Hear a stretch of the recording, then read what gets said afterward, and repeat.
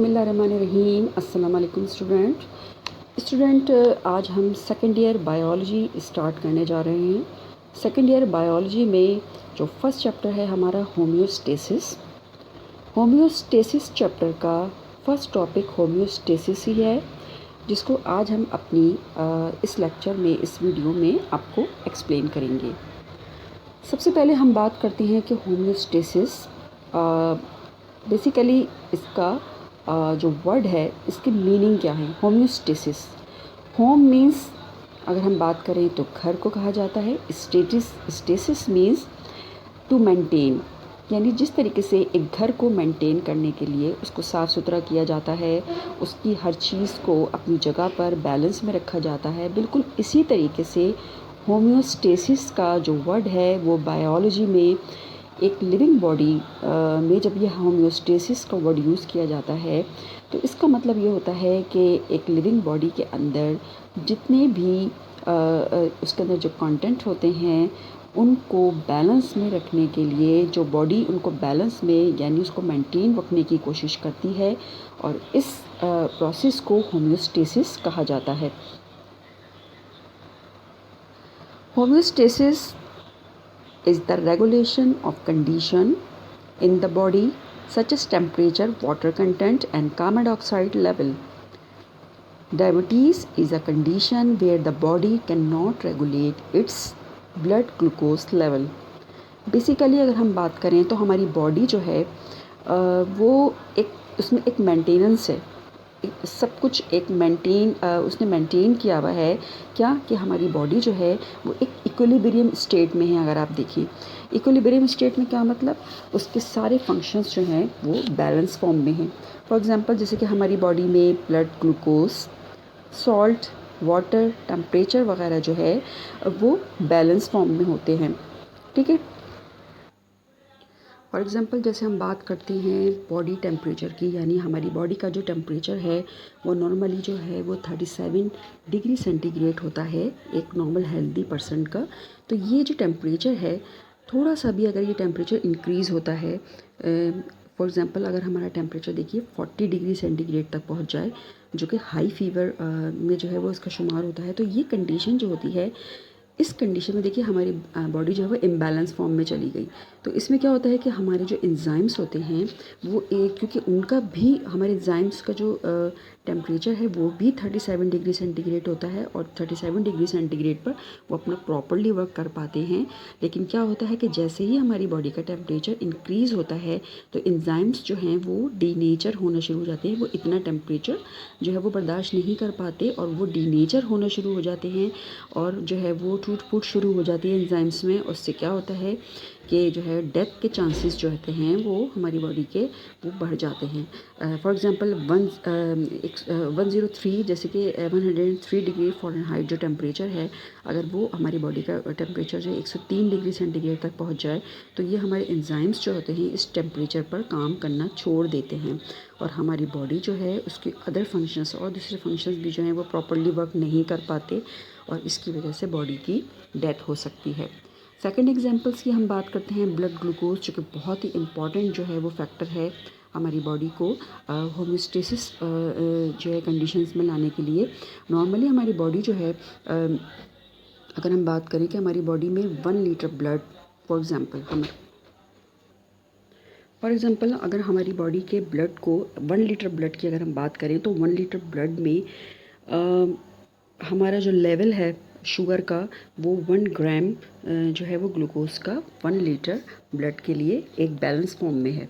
ठीक है, तो मतलब हम जितना भी फूड ले लें, कार्बोहाइड्रेट फूड ले लें, जितनी भी शुगर हम इंटेक कर लें, लेकिन क्या है हमारी बॉडी जो है उसका जो एक बैलेंस, उसकी जो कंडीशन है वो इतने रेशो पे आती है कि 1 लीटर ब्लड के लिए जो है 1 ग्राम शुगर जो है वो एक बैलेंस कंडीशन है। ठीक है, तो इसमें हम बात करते हैं, तो इसको हम कहते हैं होम्योस्टेसिस कि हम जितनी भी शुगरी फूड्स ले लें या जितनी कार्बोहाइड्रेट फूड ले लें, हमारी बॉडी उसको बैलेंस करती है, और उतनी ही शुगर जितनी उसको जो है बैलेंस फॉर्म में लाने के लिए रिक्वायर्ड है, उसी को हमारी बॉडी में रखा जाता है या उसको जो है वो कंज्यूम किया जाता है। इसको होम्योस्टेसिस कहा जाता है। फिर इसके अलावा अदर एग्जांपल्स की अगर हम बात करें तो जैसे कि फॉर एग्जांपल टू एसिडिक होना, बहुत ज़्यादा हमारी बॉडी एसिडिक हो जाए, या फिर बहुत ज़्यादा बेसिक कंडीशन इन्वायरमेंट जो है वो हमारी बॉडी का अगर हो जाए, तो इससे भी जो है वो होम्योस्टेसिस जो है वो इम्बैलेंस फॉर्म में चला जाता है। या फिर अगर हम वाटर लेवल की बात करें तो हमारी बॉडी में अगर वाटर लेवल कम हो जाए या वाटर लेवल ज़्यादा हो जाए, तो इस कंडीशन में भी जो हमारी बॉडी जो है वो इम्बैलेंस फॉर्म में दाखिल हो जाएगी और होम्योस्टेसिस जो है वो बिगड़ जाएगा या ख़त्म हो जाएगा। ठीक है, तो इसके अलावा इनका फंक्शन जो है हमारी बॉडी पर के डिफरेंट जो है वो ऑर्गन्स पर, डिफरेंट सिस्टम पर पड़ता है, और इस तरीके से हमारी बॉडी जो है वो वर्स कंडीशन में चली जाएगी कि अगर जो है ये चीज़ें जो हैं वो बैलेंस फॉर्म में नहीं आएँ।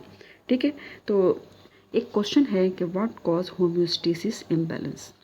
होम्योस्टेसिस इम्बैलेंस यानी होम्योस्टेसिस का जो बैलेंस है उसके बिगड़ जाने की या इम्बैलेंस होने की सबसे मेन रीज़न क्या है।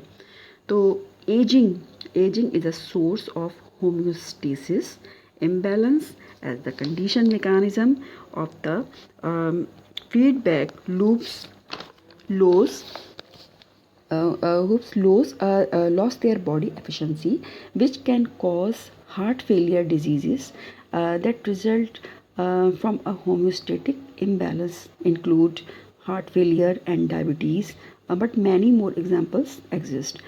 यानी कि अगर हम बात करें कि ज़्यादातर जो है वो एजिंग प्रोसेस में आपने देखा होगा कि हमारी बॉडी जो है वो उसका होम्योस्टेसिस जो है वो आहिस्ता आहिस्ता जो है वो इम्बैलेंस फॉर्म में आना शुरू हो जाता है, जिसकी वजह से हार्ट डिजीज़ और डायबिटीज़ वगैरह जो है जैसी बीमारियां जो है वो सामने आती हैं। इसके अलावा और बहुत सारी जो है वो सिम्टम्स अपीयर होना शुरू हो जाते हैं एजिंग के साथ साथ। फॉर एग्जांपल जैसे कि हमारा स्टमक प्रॉपर्ली वर्क नहीं कर पाता, या फिर कैल्शियम डिपोजिशन जो है वो कम से कम होती चली जाती है, जिसकी वजह से ऑस्टियोपोरोसिस और ऑस्टियोआर्थराइटिस जैसी डिजीज़ होना शुरू हो जाती हैं। इसके अलावा वीक मसल्स होना शुरू हो जाते हैं एज के साथ साथ, जो कि जो है इसमें जो है हमारी बॉडी जो है वो वीक होना शुरू हो जाती है। इसके अलावा मेटाबॉलिज्म जो है वो मेटाबॉलिज्म का जो रेट है वो स्लो होना शुरू हो जाता है। ये भी कुछ ऐसी कंडीशंस हैं जो एजिंग के साथ साथ जो है वो हमें दिखने को मिलती हैं, जिसकी वजह से हमारी बॉडी जो है वो इम्बैलेंस फॉर्म में आना शुरू हो जाती है। सेकंड जो क्वेश्चन है वो होम्योस्टेसिस से रिलेटेड जो हमारे एक माइंड में आ सकता है कि इस sweating an example of homeostasis, क्या स्वेटिंग का जो प्रोसेस है वो होम्योस्टेसिस की एक बेस्ट एग्जाम्पल है। यानी होम्योस्टेसिस यानी हमारी बॉडी को बैलेंस करने के लिए स्वेटिंग जो है क्या हेल्पफुल होता है। जी बिल्कुल है। Humans internal body temperature is a great example of homeostasis. Human body का जो टेम्परेचर होता है वो ग्रेट एग्जाम्पल होता है होम्योस्टेसिस के लिए। ठीक है, तो क्या होता है कि that's an example of homeostasis being maintain when you get Shivri in cold. जब हम सर्दियों में एक कपकपाहट सी महसूस करें, या और स्वेट इन अ समर, या अगर हम गर्मियों में जो है बहुत ज़्यादा पसीने का अखराज जो हमारी बॉडी से हो रहा हो हमारे इंस्ट्रूमेंट्स के थ्रू, तो क्या होता है that's your body trying to maintain homeostasis. तो ये जो है एक सिंबल है कि हमारी बॉडी जो है वो होम्योस्टेसिस कंडीशन में लाने की कोशिश करती है। हमारी बॉडी जो है वो बैलेंस फॉर्म में लाने की कोशिश करती है हमारी बॉडी को। ठीक है, हमारी बॉडी जो अपने आपको बैलेंस कंडीशन में लाने की कोशिश करती है, और स्वेटिंग की वजह से, स्वेटिंग से हमारी बॉडी जो है वो बैलेंस फॉर्म में अपने आप को लाती है, जिसे होम्योस्टेसिस कहा जाता है।